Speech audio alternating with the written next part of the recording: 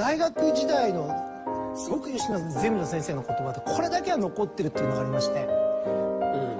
嫌ならやめなさい、勉強は贅沢なんだからって言われたんですよ。世界中には勉強したくて仕方がないのに家が貧しいから働かなきゃいけないっていう子供もたくさんいるんですよ。